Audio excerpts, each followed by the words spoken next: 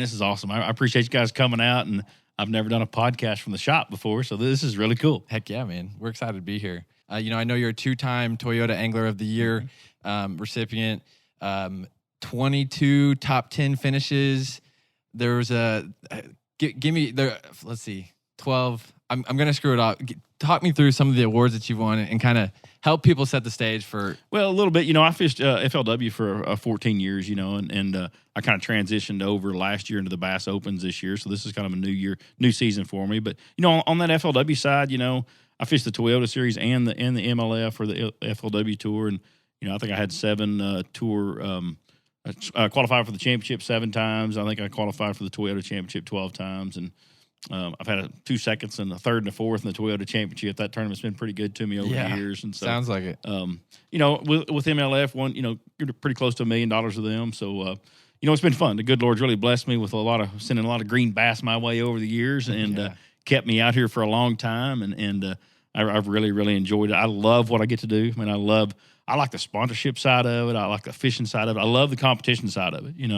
My background, and I played sports all growing up. Baseball and football, and now it's all competition and fishing. But like I say, I get to speak with a bunch of guys all the time. We speak with a bunch of guys called Meet the Pros or Legacy Nights, where we all share our testimony and give some fishing trips out on the road at each event. So, sometimes I think God gives you a platform, and I think it's our job to use it sometimes. Yeah, absolutely, man.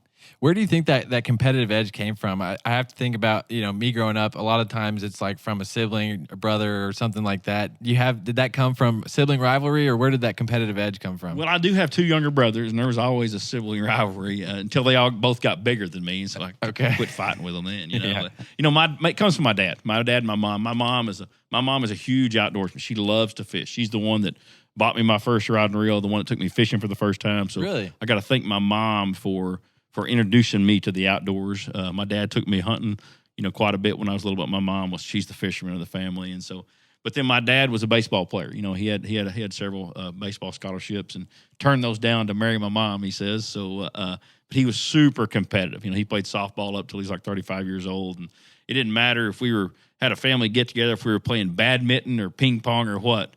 Dad's going to win at whatever the cost is, And so he was a diehard competitor, and I kind of picked up that from him, and that kind of traveled with me all through baseball and football and all through high school and college, and so then when I got through playing sports in college, man, you still have that competitive drive, and it was really easy for me to transition into the fishing side of things. Yeah, that's pretty unique. I feel like I don't know a whole lot of people whose moms was like the driving force in what they do in the outdoor pursuits that they choose.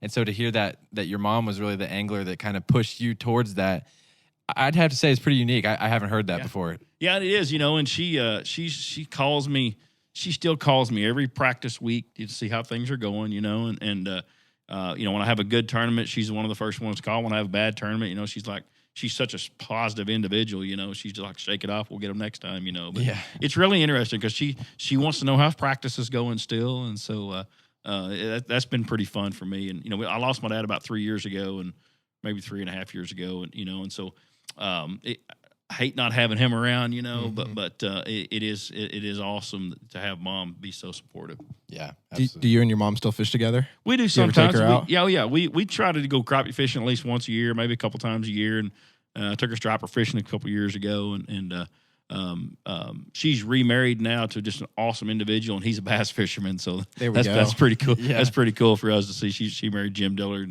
and they go a bunch. They go at least 2 times a week, and so she gets to spend a lot of time in the outdoors now. And is she pretty close to here? She is. They're in Fayetteville. Okay. They're in Fayetteville, so not too far. And they travel. They travel to a lot of my tournaments and come to weigh-ins, and so. That's some fun. When they're coming, I always look forward to coming on stage and seeing them out there. Yeah, that's cool.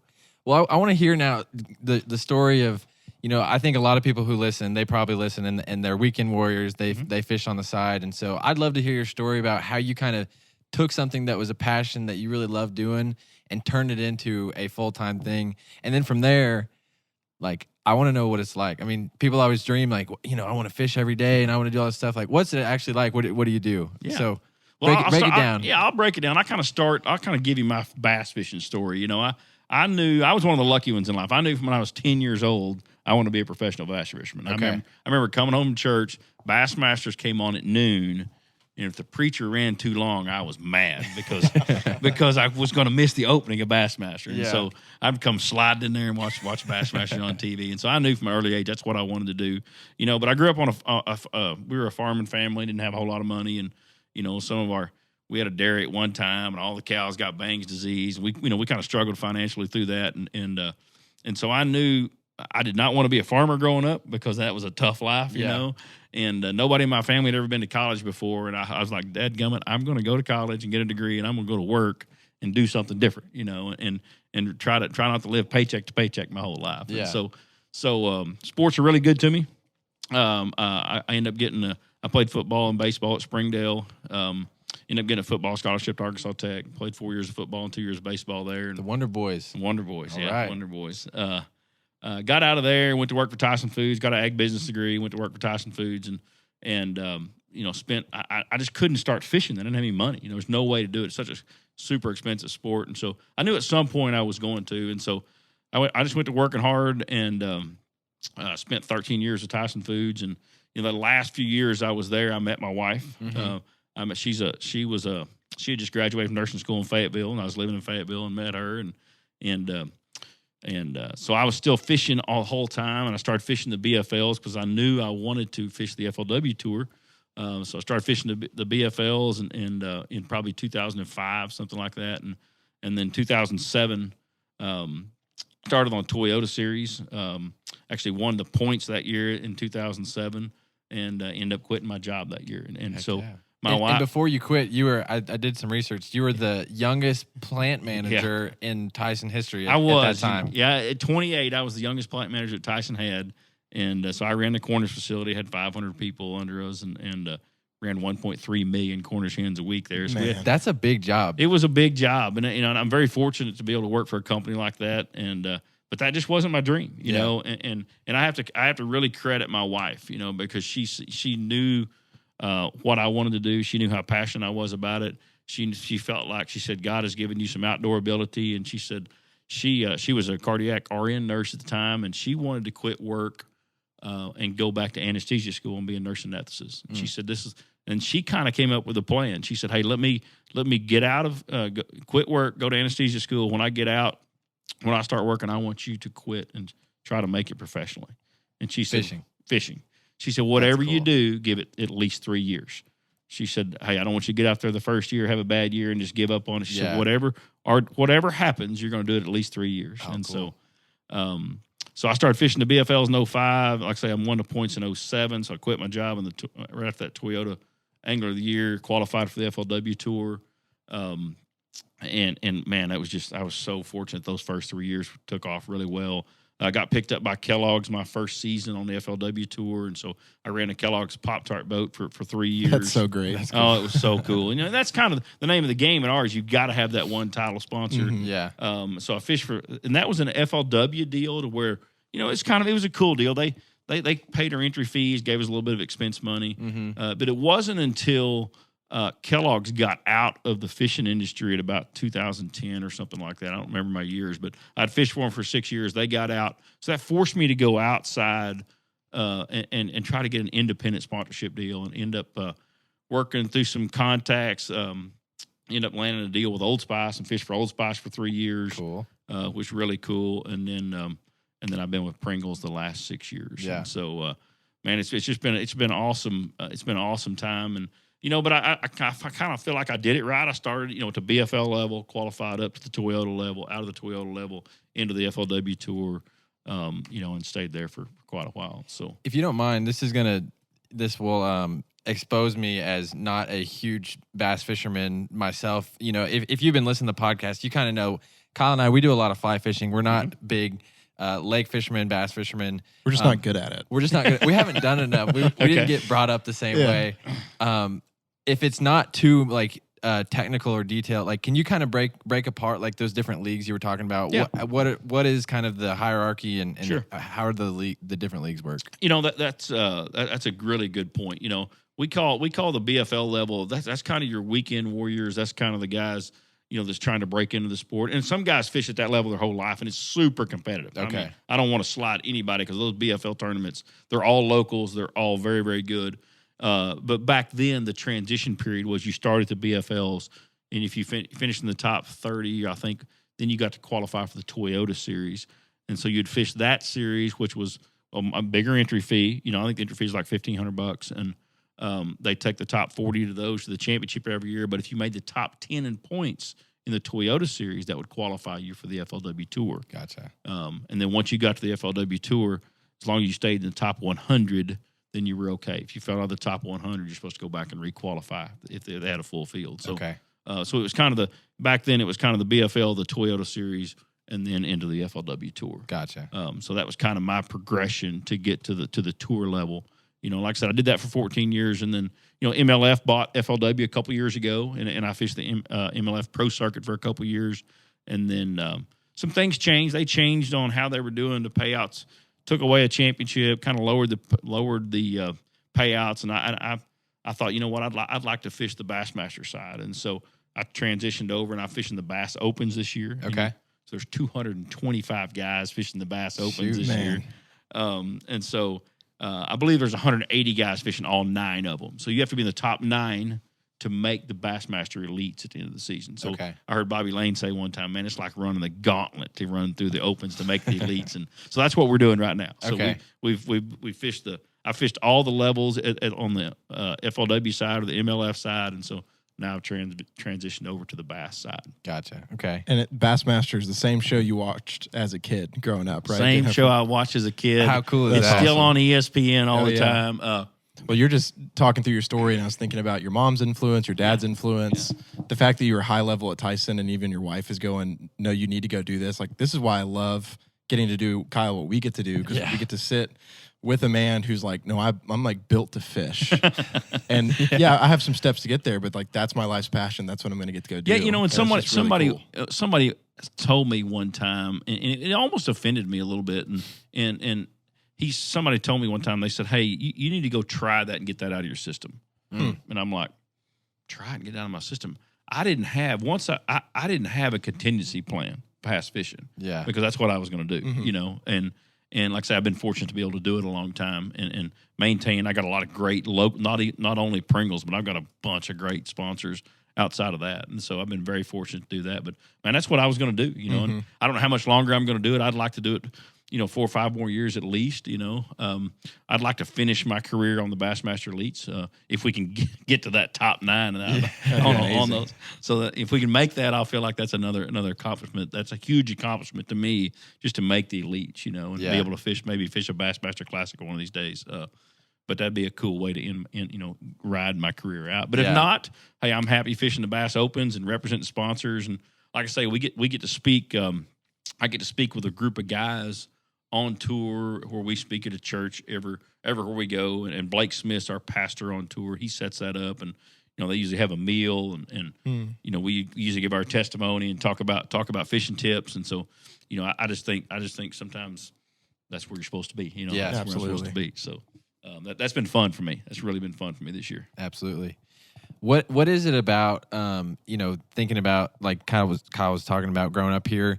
Do you have a connection to fishing in the Ozarks versus, now obviously you've fished all over the world at this point and you've gotten to fish a lot of places, but do you have any special connection to fishing the Ozarks versus other places, that really feels like, oh, this is home, like this is where I love to be? Or is it kind of like, no, actually there's some really good fishing in other places and I prefer to be there? I love to fish, like Okeechobee is one of my favorite places to go, and it's drastically different than Beaver Lake, But I love the Ozark fishing. I can cut my teeth out here on the Ozarks fishing. Sure. I understand how the fronts work out here.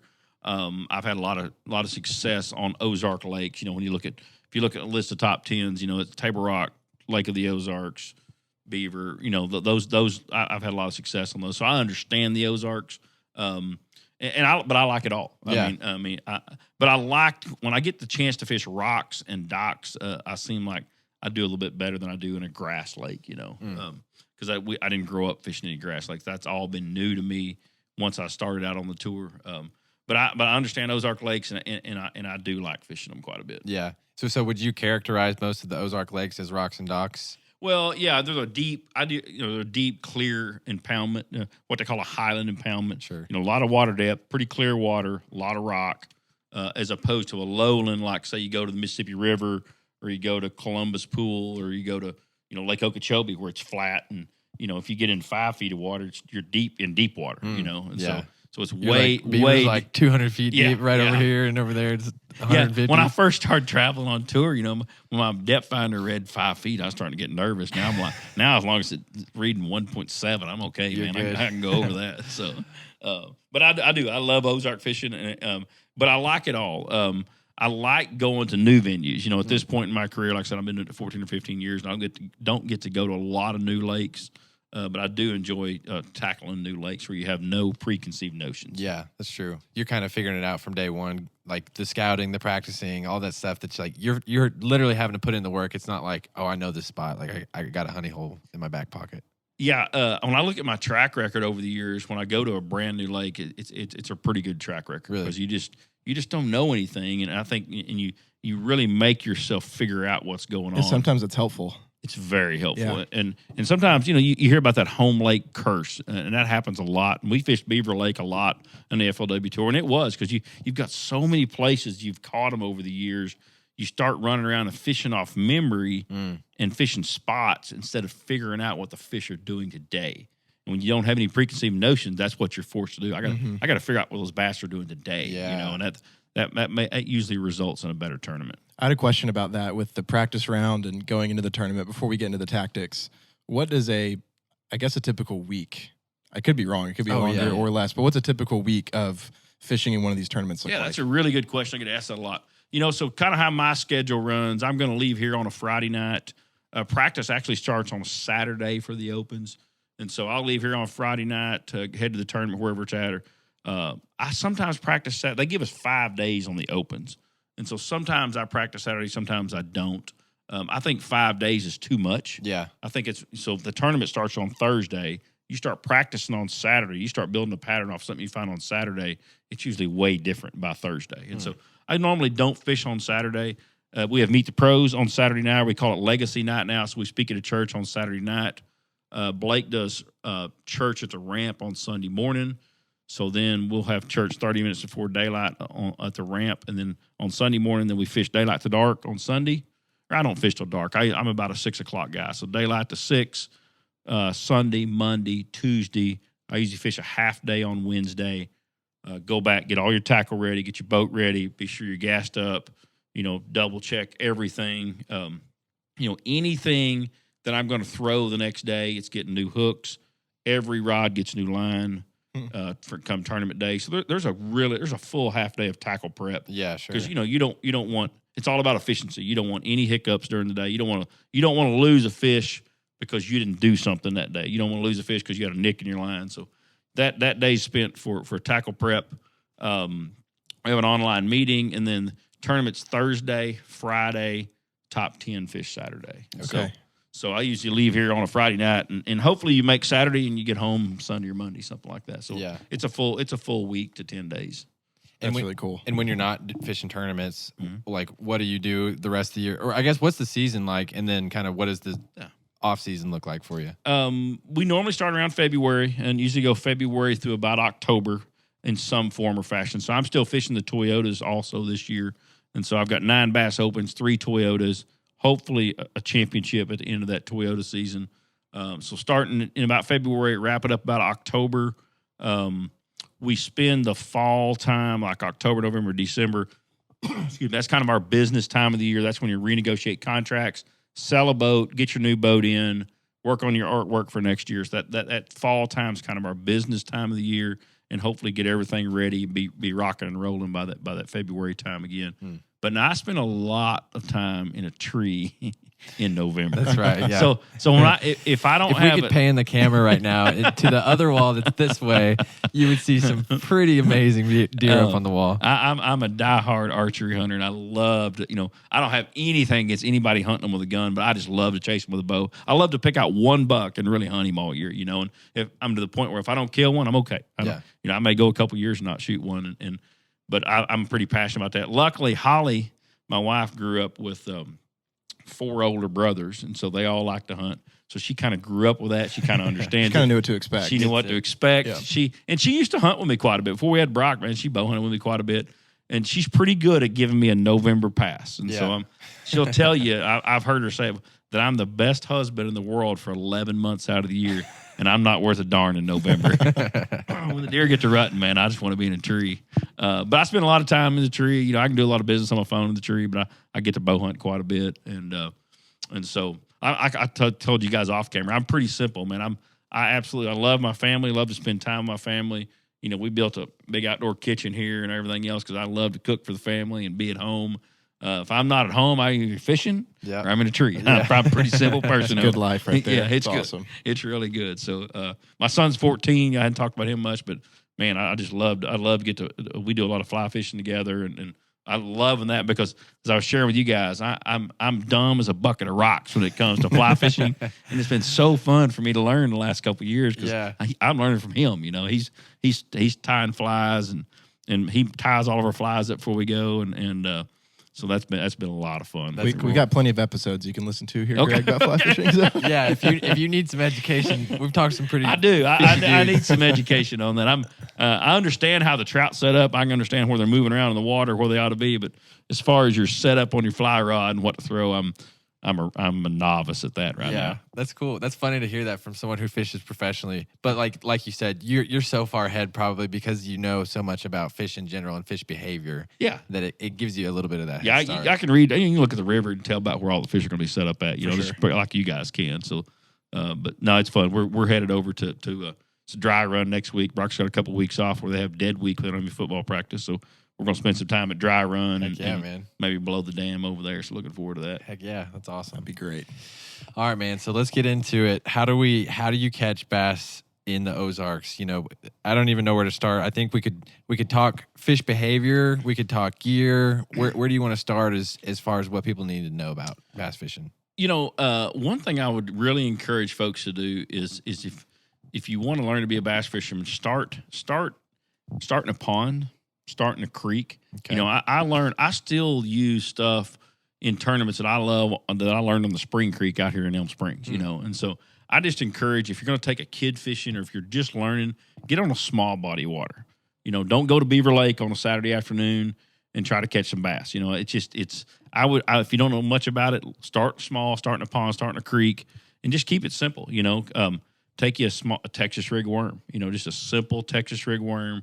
Lightweight sinker, 4-inch worm, go to one of these little streams, learn how the fish set up in the current, learn how that fish sets beside a log, you know, learn how they're going to point their nose into the current, learn that on a cloudy day, they're probably going to chase a bait a lot more than if it's sunny and bright and clear. They're not going to chase very good. Right. And you'll learn a lot of this on the smaller bodies of water, and then you can take it to the bigger water, you know. But Ozark lakes in general are very condition oriented. Okay. You know, Beaver Lake gets a bad rap sometime of being a really tough lake, and it is a tough lake sometimes, but our numbers and our weights are probably better now than they've ever been in the history of Beaver Lake. Really? Yeah, absolutely. That surprises me. When you look at an FLW event 15 years ago, if you caught 8 pounds a day, you're probably getting paid. If you caught 10 pounds a day, you're probably making the cut.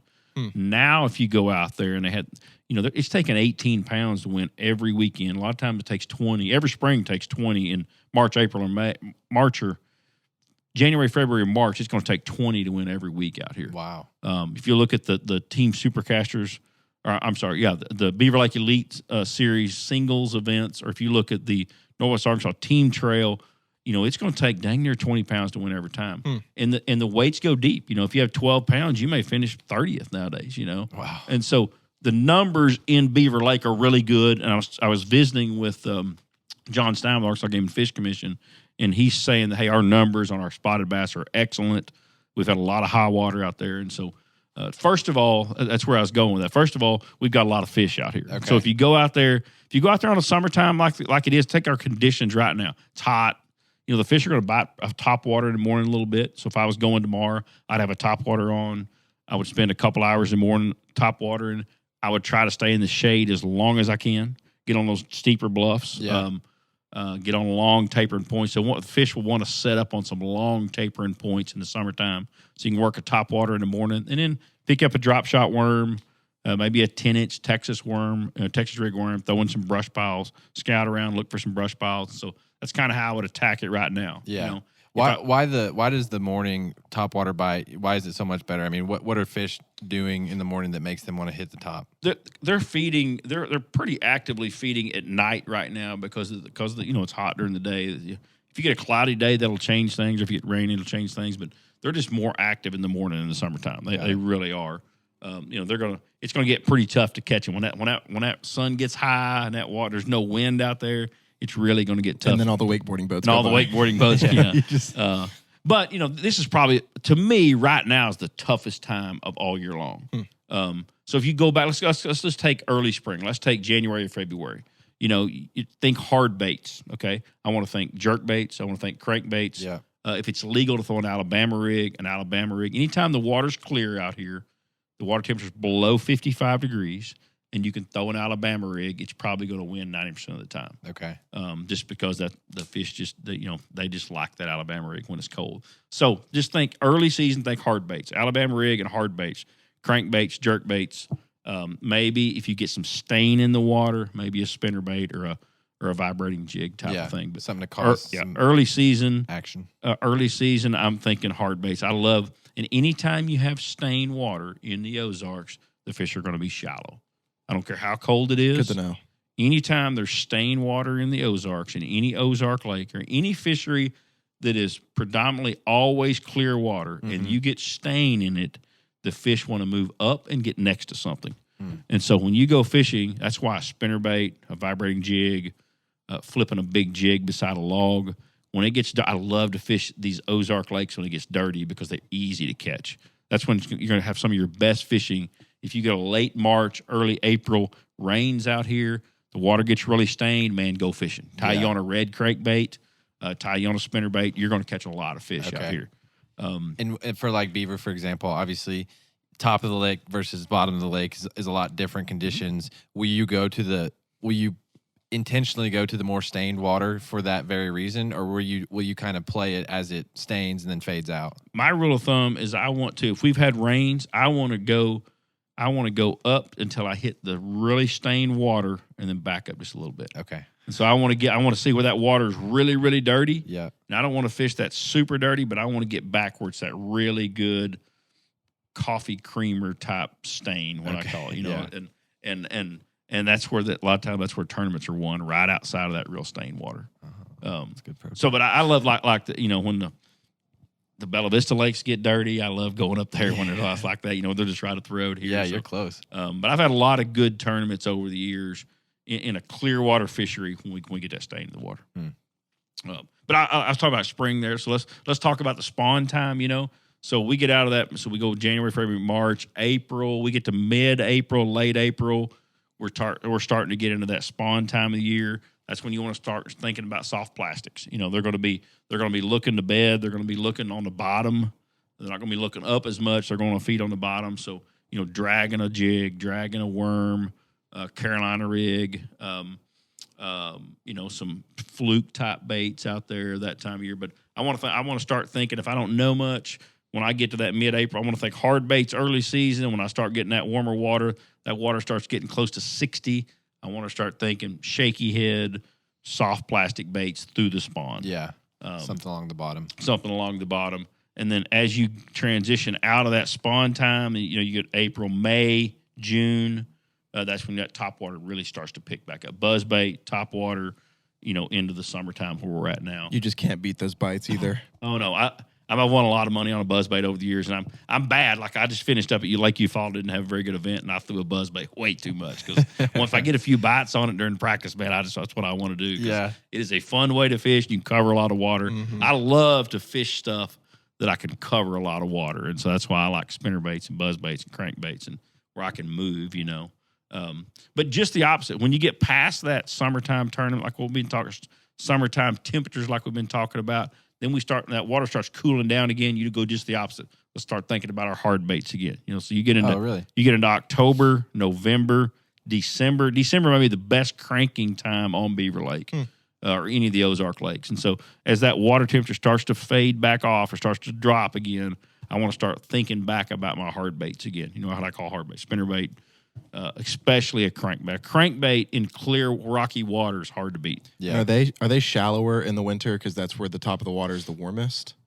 Yes and no. There is always a group of fish that are shallow in the winter, but then you know when you get into the really like that mid November, late November, mid December to January, those fish are they're gonna really start following those pods of shad around.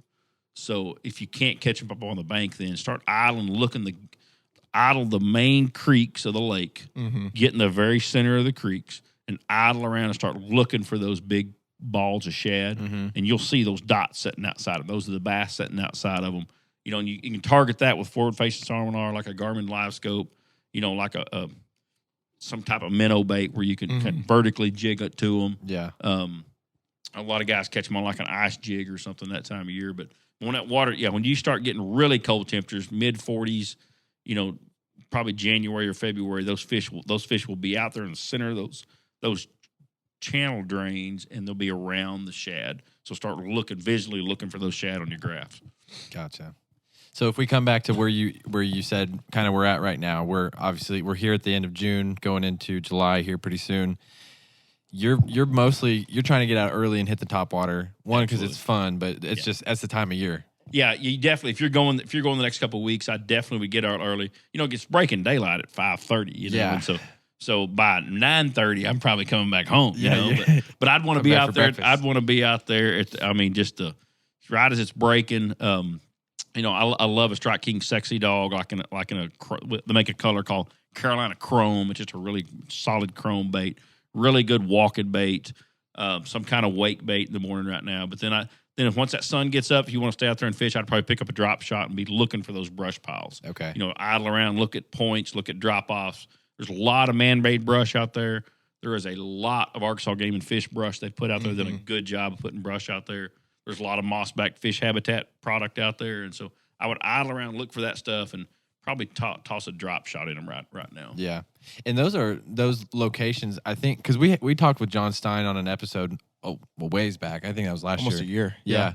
But he said a lot of those locations are actually marked. Like they are. You can actually go find them and find where they put the brush piles and sunk stuff. Yeah, and they didn't just go out there and cut a little tree down. They cut like these gigantic trees down, strapped them all together, and so they've made some giant brush piles out there, and they're good for crappie, they're good for bass, and that's where they're going to be right now. Yeah, you know, they're going to be right around that brush right now. Okay, so maybe we dive in. I'd love to dive in a little bit more on technique around topwater, and you know, are you just going out to hit any topwater? You know, how do you target? How do you pick apart a lake like Beaver Lake that's so big and you can cover so much water?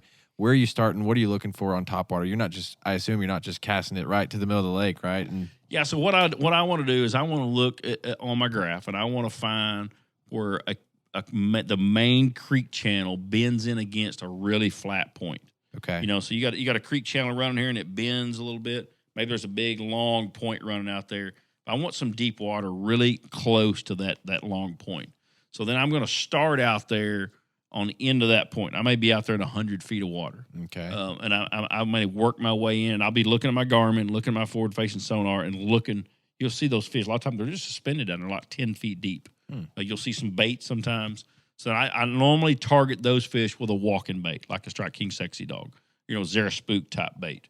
So that walking side to side, it's a bigger bait. It's going to draw those fish up. Okay. And you can draw those fish up as deep as 20, 25 feet sometimes if the water's clear out here. And so I want to look for those long tapering points, and I want to pull up there. I want to scan them. If I see some fish, I'm going to fish for them, and I'll start working my way in. Then if I don't see any fish on that, I may run 4 or 5 of those points. The other thing I would do is really look at bluff ends. So those big old bluffs come to an end. If you'll get way out there off of them, you'll notice there's a bunch of timber out there deep. Okay. And so what those fish will do, that timber's probably in 100 feet of water a lot of times. Maybe it's in 80 or 90 feet of water. But that timber that comes up there to about 10 to 15 feet below the surface, you'll see those fish on your forward-facing sonar. They'll be setting in the tops of those trees right now. Okay. So those are great fish to target. So if I can't catch them on those long tapering points, I'm going to start running bluff ends and looking for that timber and working a topwater over them. If I can't get them to hit that topwater, you'll see them. Sometimes they'll come up and not eat it. Then I'll take some type of little minnow bait, and, you know, some type of Damiki type bait to where that's just a little minnow type bait with a jig head on it, or maybe a Strike King Rage swimmer, and actually look at those fish on my forward facing sonar above the timber, throw my bait out there, let it sink down, and reel it above the timber. You always want to keep your bait above the fish. Mm-hmm. If you get down below it, they won't chase it down, but if you keep it above them, a lot of times they'll come up for it. Okay. And do you vary your retrieve on it from, speed wise and the way that you're doing it, the amount of wiggle you put into it? When it's dead calm out there, I usually work it pretty slow, side to side, kind of lazy acting. If you have a chop on the water or if it's kind of windy, I want to work it pretty quick and I want to make it pretty erratic. I want to try to throw a lot of water with it, But when it's dead calm out there, I want to make it look like where it's just an injured, lazy bait fish going across the top of the water. Okay. But as you get a ripple though, you want to be more aggressive with it and more agitated with it. Try to make them draw them up there. Yeah, because they may not see it in all the chop and everything else that's going on top. Yeah. Okay. Yeah. That makes sense. So it's a fun time of year. I know they had a tournament this weekend. It took 15 or 16 pounds to win. So I know most of those were caught on Topwater. Yeah. And so it's a good June is a really good Topwater month out there. And again, July is a better drop shot month where you're fishing those brush piles all the time. But if I was going right now, I would definitely start with a Topwater because that's a fun way to catch them. Is a drop shot with a soft plastic? Yeah, like a hand poured worm or Strike King has what they call a filler worm, and so it's kind of like the old Western worm and something about a reddish color or morning dawn color. On a drop, I usually like a 3/8 ounce weight. So a drop shot, if people aren't familiar with what a drop shot is, so I tie a Palomar knot, leave a long tag. So my weight's on the bottom, my hook's here. So my worm's up here, and so I'm throwing that thing in the brush pile. The sinker goes to the bottom, and my worm's setting up off the bottom, 12 to 18 inches, so I can jiggle that worm in front of the fish a lot of times. Gotcha. So that's just a really good way to catch a lot of bites right now. Get a lot of bites, and the spotted bass love them, and we've got a bunch of spotted bass out there. That's so fun. What do you primarily catch, largemouth or on beaver? Or what's kind of the spread of different species you pull in? You're probably going to catch more spotted bass than anything out there right Really? now because the numbers are so high. But what's going to win bass tournaments out there are largemouth. Yeah. And smallmouth play because we got a really good population of smallmouth. Most of them on the lower end. Most of them are that dam end, Rocky Branch to the dam end. But largemouth are what wins tournaments because they're just bigger. They just get so big. You don't see too many guys win with a limit of spotted bass or a limit of smallmouth. Normally, they may have 4 smallmouth. Yeah, maybe they're cushion a little bit. But but they're going to have a 6-pound largemouth. And so that'll do if you want to win tournaments out there, you've got to learn to target the largemouth for sure. Okay. You ever accidentally hook into walleye? I feel like the last few times I've been out there, I keep accidentally hooking into walleye. I absolutely love it. I remember finishing third at Beaver Lake in 2008 was my rookie season. And so I had not had a very good start to the season. We come to Beaver Lake. It's like the second or third tournament of the year. The water's up. The water's stained. I'm throwing a crankbait, and I really got on them on some flat pea gravel points. This is going in the last day of the tournament. I made the top 10. I was catching about 12 or 13 pounds a day. It's almost time to weigh in. We were coming down. I said, man, I got one more flat point to run. I thought if I can catch one more good fish, I think I might be able to win this tournament. Back then, it paid $200,000. And so I pull up on the point. I've got a camera boat with me. I fire that crankbait out there. I'm reeling down. One locks up on it. I said, "Oh my gosh!" And it rolls and it's green looking. And I looked at the camera. My voice was cracking. I said, "This is $200,000 fish." And I get it. The water's really muddy though, so I get it up there. I get it all the way to the boat. I reach in my net. It wasn't until I hit the bottom of the net that I realized it's like an 8-pound walleye. And I just fell over backwards in the boat. And I've never wanted to fillet a walleye so bad in my life. Yeah. It was a beautiful fish. I mean, it was.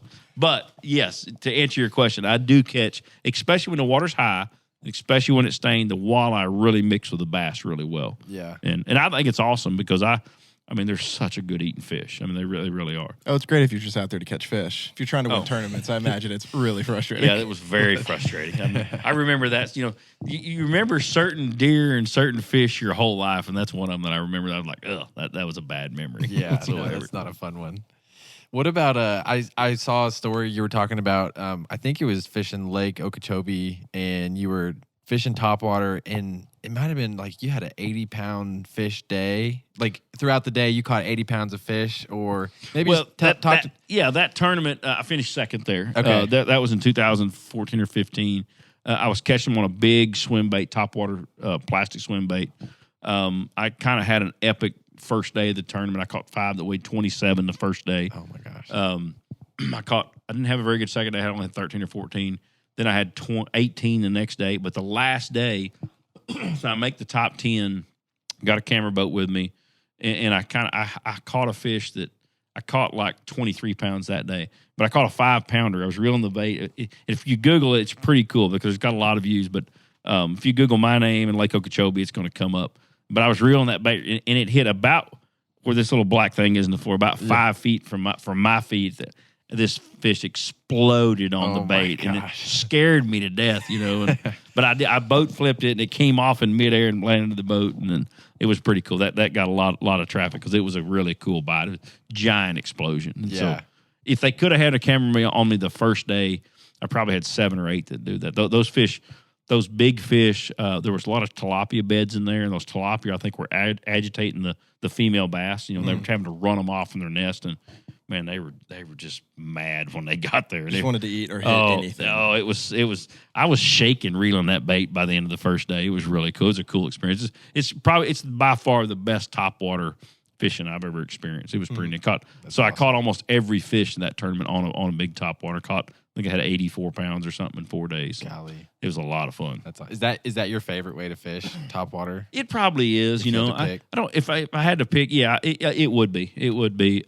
But like I say, I love to do anything that I can cover a lot of water. I'm not. Yeah. I don't do very good. I just came from a tournament like you follow where guys were fishing extremely slow and fishing brush piles, and I tend to not do as well when I really got to slow down. My roommate on the road is Bill McDonald, and he's really good at fishing slow, and he said, dude, you're just going to have to get you a chill pill or a Valium or something and just slow down some days because I'm not very good at that. Yeah.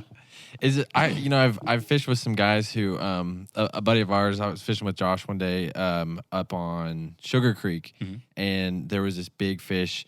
I mean, probably a 5 or 6 pound bass, and he fished it hard, and he was pushing a lizard past it. He tried a crankbait. He switched over to a Texas rig. He was throwing everything at it, and he probably worked that fish for an hour, and he finally caught it after an hour of just annoying it to death, right? And that is so not my style of fishing. I would have been like, well, it's not going to eat it in the first 5 minutes. I'm moving on. Do you ever get keyed in on a big fish that you see on your live scope that you're like, I mean, that fish would win me the tournament. I'm going to sit here until I catch that fish, or do you move on from that? Well, I've spent time on fish like that, or like I'm bed fishing or something where I've got a good limit, and I know if I catch that fish, I might make a cut, or I'm going to make 10 grand or something. I've spent time on fish like that, but not very often. Okay. I'm more like what you're talking about. If I can't make it bite pretty quick, I'm moving on to where my theory is maybe I can move to the next one that will bite real fast. Yeah. And so same way with covering water. I mean, I know I'm passing up some fish, but I'm just trying to find those active ones. Okay. And so you'll see your best sight fishermen in the world are extremely patient. Yeah. And they may set on one fish for an hour and a half, That's crazy. And have nothing in the live well. And it's really hard for me to do. I don't think I can do that. I mean, once I get a limit, I can slow down. I can flip docks. I can pick stuff apart. But until I get a limit, I normally cover in water and fish. What is the limit? How many fish can you weigh in on a tournament? Yeah, so all of our tournaments, you weigh your 5 biggest fish. And depending on the length limit of the lake, a lot of times that's 12 inches, sometimes it's 14 inches. And then once you catch your 6th fish, you've got to cull. So you cull your smallest fish, replace it with this next bigger fish. So your goal every tournament is to be culling, and cull up throughout the day. Right. And so we really work hard at keeping those fish alive. We get penalized a quarter of a pound if we weigh in a dead fish, and we don't want to weigh in a dead fish. We want to take care of the resource, so we work really hard. Like in summertime tournaments, I'm putting ice in my live wells. I'm putting G-juice in there, some chemicals that really help the fish. And so we work really hard at keeping those fish alive. And I think, I think most, like on the FLW, we had like almost a 99% live release rate, Wow. So they do a good job of taking care of the fish. And I just think we've got to take care of that resource, Yeah. And since you mentioned John Stein with Arkansas Game and Fish, we're actually starting a new, between myself and John with Arkansas Game and Fish, Aaron Jolliffe, Hook, Line, and Sinker, and Mossback Fish Habitat. We're starting a Northwest Arkansas Fish Habitat Restoration Program. To where we're gonna partner with some local businesses and local schools, to where we actually go into the schools, we teach some conservation of the kids, and then they help us go plant structure in our lakes. You know, cool. a lot of our lakes are older now. Yeah. A lot of the structure in the lakes are deteriorating.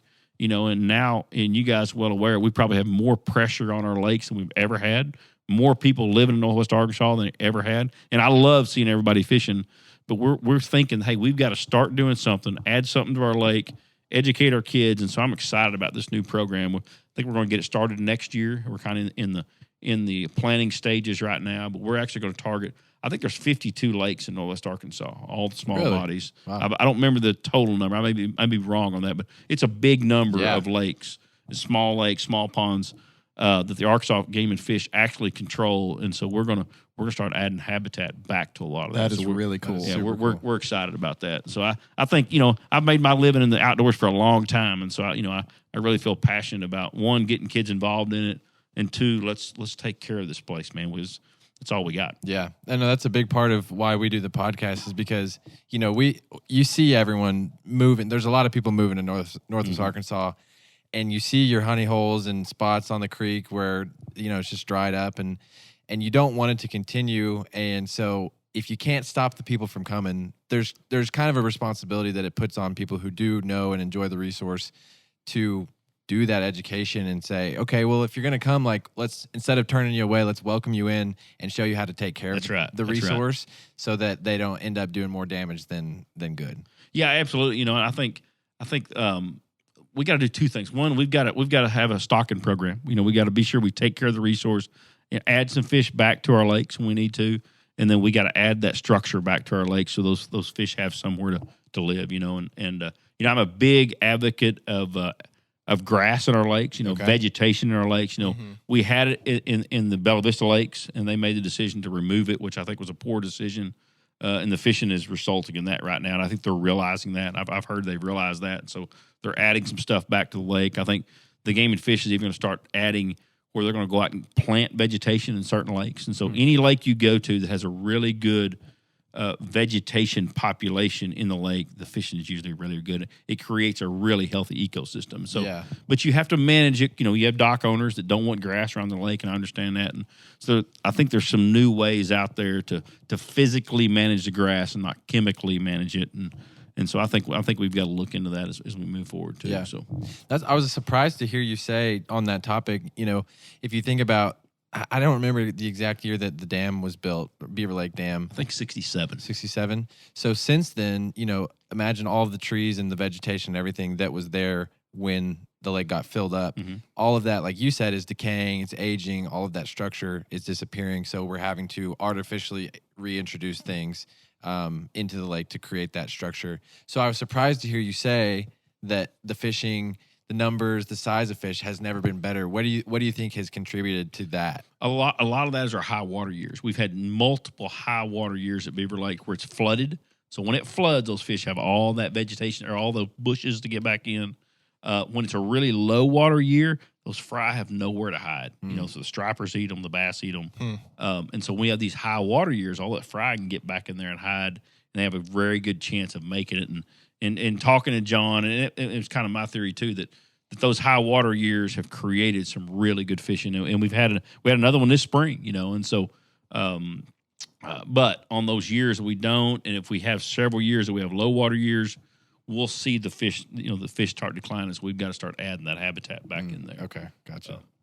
You know, and it's something I'll touch on real quick. I get asked a lot, and it's kind of changed the subject a little bit, but like every time I do a seminar somewhere, somebody will always raise their hand and say, hey, my son wants to be a pro fisherman, or my daughter wants to be a pro fisherman. How do they go about that? Yeah. And so that's a good topic. And so I just got asked that when I spoke a couple weeks ago. And so I kind of want to touch on it. You know, number one, I think my college football coach used to say there's no substitute for speed in football.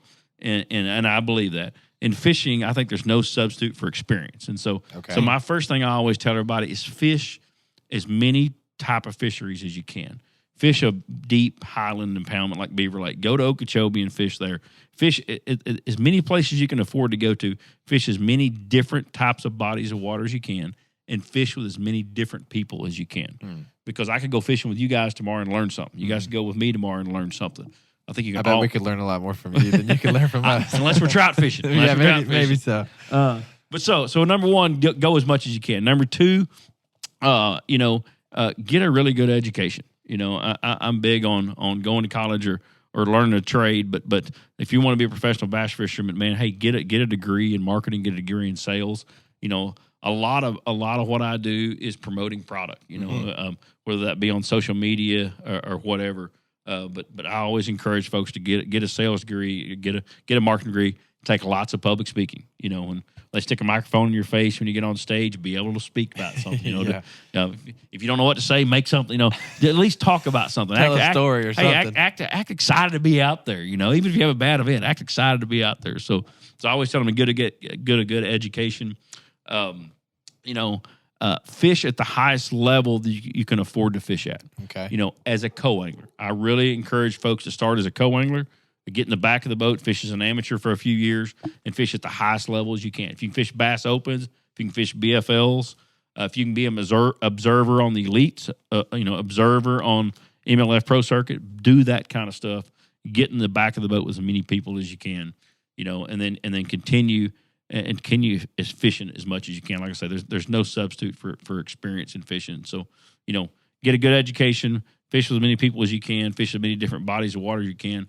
Keep your social media as positive as you can. I always tell the kids, don't put anything on your social media that you don't want your future boss or your grandma to read. And so that's a good because tip. that's what sponsors are going to research your social media. They're going your new boss, if you're not going to be in the fishing world, they're going to research your social media. And so I always encourage kids, start building a good social media. Start taking really good pictures. Start telling stories out there when you're on the water, but keep it very, very positive. Yeah. So, and then like I say, if you can jump in and if you can afford to fish at a Bass Open level, if you can afford to fish in a major league fishing, pro circuit level, fish at that highest level. I don't think you have to start at the ground zero and work your way up. If you do that, you're gonna be a little bit more well rounded, but sometimes I just think you got to jump in the middle of it and learn by fire. Yeah, dive in. What about you? Would you, if you had to go back, would you do anything different in the way that you kind of came up through the ranks, or would you start sooner, start later? How would you do anything different, if at all? That's a good question. I would probably would have went as a co-angler for a few years. I fished. I think. What is that? Co-angler. So, and you mentioned observer, and I'm not sure what that is either. Okay, so first of all, if you fish any of the AAA levels, the Toyota Series, the Bass Open level, they have what they call a co-angler. So you pay a low entry fee, like $250, and you compete against the other co-anglers there. You don't get any control of the boat. Okay. So you're competing against the other co-anglers in that tournament. So you're fishing a tournament. You don't get to make any decision where the boat goes. You're just fishing behind that pro wherever he goes.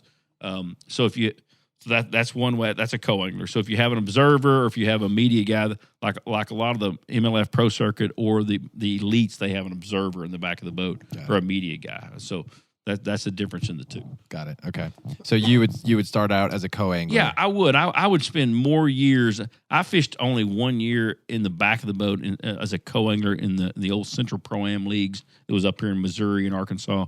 And I only fished 1 year, and I was chomping at the bit to jump in the front. And when I jumped in the front, I got my teeth kicked in a little bit too, So I would have. That's one thing I would do different. I would fish as a co-angler several more years and try to fish with more guys. Especially when you jump in as a co-angler, at a really high level, you're learning some guys that have a lot of experience. Yeah, sure. So you get to learn how to make decisions, how the tournament runs, how to take care of your fish. There's a lot of things, the logistics of tournaments that you'll learn. So believe me, when you step up there in the front of the boat and you've paid that big entry fee, and they blast off and you go to that first hole and then there's everything's on you. That monkey's sitting on your shoulders. And so I think if you have a little experience from the back of the boat and see guys how they react to it, you can learn a little bit from that. It's kind of like being QB2 behind KJ Jefferson. Absolutely. You get a couple of years, or like KJ behind Felipe Franks for all my Razorback fans out there. It gives you a little bit of time to see what that's like before you take the big job. Absolutely. And KJ says that was a big year for him, learning from Felipe that year, So I think that's important. I would, that's probably the only thing I would do different. I think my business experience early on really helped me with sponsors. And so I've been able to capitalize on understanding what sponsors want and working hard for them. And but fishing's no different than anything else. It's you got to work at it. I mean, it's not. It all comes down to how hard you want to work, and it's no different than any other job out there. So you've got to realize that you may jump out there and win a little bit, but you still got to work for sponsors all the time. I've seen guys that are really good fishermen that just did not understand how to work for sponsors and never really achieved that really good high level of sponsorship. That's interesting. It is that next level of you got to do both sides of it. You can't just be the guy who catches big fish. That'll get you so far, but it won't get you all the way. I've had several years that I could probably make a living off what I won, but I've had a whole lot of them that I'd starve to death if it wasn't for sponsors. And so, I mean, my career's been up and down as far as finishes, and so you've got to have that good sponsor base and understand how to represent your sponsors and how to sell product. Yeah, that makes sense. I was going to ask you one last thing as kind of a softball question. Hopefully, a softball question. Favorite knot? If you're gonna, this is the knot that I have to tie that everything comes down to this and it can't bust off. What's the knot you're gonna pick? I'm gonna tie a Palomar knot. Palomar. Yeah. If I'm flipping heavy vegetation, I'm probably gonna tie something different. What do you call that? I drew a blank. And I'm going to throw a Palomar knot just about on everything. I've had real good success with it. I tie it on my braid sometimes, and fluorocarbon, mono, whatever. So, have you gotten into the strength tests and doing your own tests of breaking strength and all that? I haven't, but I've watched them. Okay. I mean, I've watched guys at some of the fishing events do a knot testing deal. Yeah, tie some knots in there. A snell knot. That's what I was trying to say a while ago. Okay. If I'm fishing heavy vegetation, I'm throwing braid with a big weight.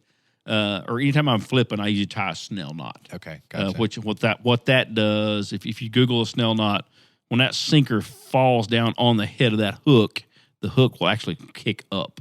So when you're throwing that big weight in that vegetation, you set the hook, and you ran that weight into the top of that fish's mouth, that hook will kick up right in the top of his. Oh, okay. So if you're not doing that big weight, a lot of times that fish blows his mouth open when you set the hook and you miss him. So that snell is pretty important when you're flipping heavy vegetation with a heavy weight. So gotcha. Cool.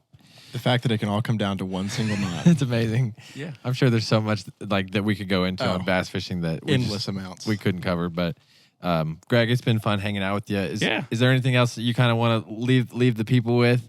Any bits of wisdom or conservation or anything like that? No, I just encourage everybody to go fishing as much as you can. I love the sport, and like I said, I've been able to make a living in a long time. And I just encourage everybody, hey, let's take care of a resource. If you're going bass fishing, take care of your fish.